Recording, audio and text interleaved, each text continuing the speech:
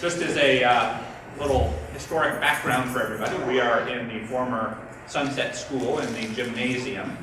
And this is a viewing area up behind, which is going to be a viewing area for our TV watching audience, or I don't know where the video is going to end up. But, and off to the north here was the cafeteria. The kindergarten was down on this level, and then the 1st through 8th grade was upstairs. So it's quite appropriate that we're hosting this this event here this morning. Carmel by the Sea does not have a school within city limits, but we of course have several schools right nearby, and I think that it's one of the wonderful things about our community is the great school system that we have, and that's why I was more than happy to join in co-hosting this event with the Carmel PTA. I also have now a very personal interest in seeing that our school district is as good as it can be. I have a baby boy who may be swinging by later on to educate himself on our candidates, but we'll see about that. I will try to not let it be a distraction. So I just wanted to welcome you all, and I will pass it off to Kristen, who will provide the ground rules and introduce our candidates and our moderator. So thank you very much for being here this morning. So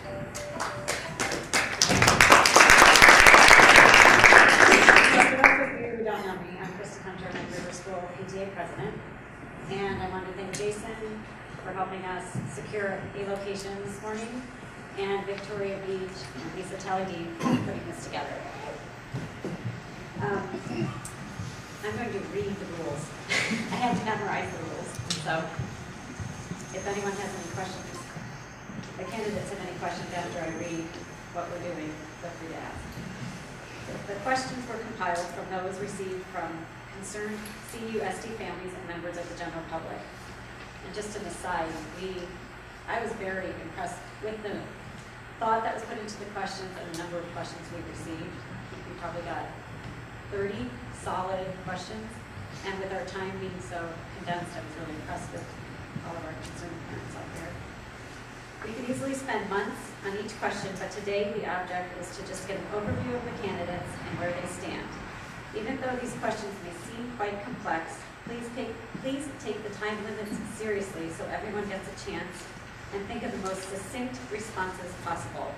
Some questions are brief. Please do not feel compelled to use all of the allocated time. To be fair, we will rotate who goes first on each question, and we alphabetize you by first name. Questions will be visible on the screen here for you to follow along. If after this structured candidate forum there is still time remaining, we may be able to take more questions from the audience. Please write your question, if any, down on the provided cards for Monta Popper to read. We're looking toward a friendly and professional exchange of ideas. I don't think we have to worry about that. To all of our candidates, Annette Eastek, Carl Palestrini, Mary Pazzo, Rita Patel, and Richard Craigman.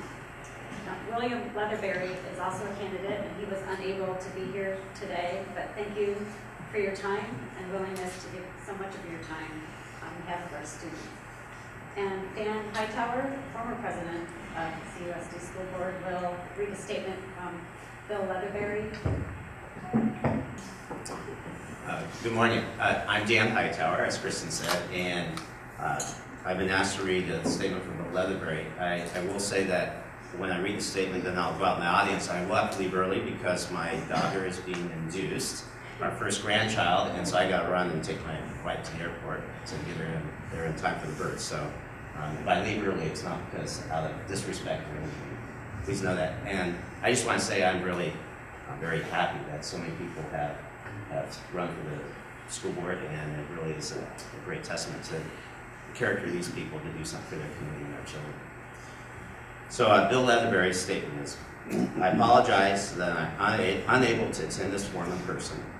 Unfortunately, a previous commitment made long ago conflicts with this forum. As you may know, I'm an officer of a public company. Today and tomorrow are business unit planning days, and we've flown in our folks from all around the globe for these meetings. It is unfortunate that I cannot be present today. However, I did want to make a brief statement, and Kristen has so kindly agreed to let me read his words. I want the folks voting in this race to understand that I'm running for school board for the simple reason of preserving and improving the incredible education assets we have in our school district. I believe that this will be accomplished principally by two things. Number one, providing our students the best education opportunities and programs our district can afford, and continuing the continuity of the effective leadership in the district. Understandably, these are broad principles, but one needs broad principles to approach decisions. My background allows me to bring an unbiased, objective, and professional approach to the board position. I know the role of a board member. It's very different from that of an administrator, a teacher, or a parent. I have significant experience, and I sit on professional boards. This experience will provide me with the tools to be a good caretaker of our district's assets.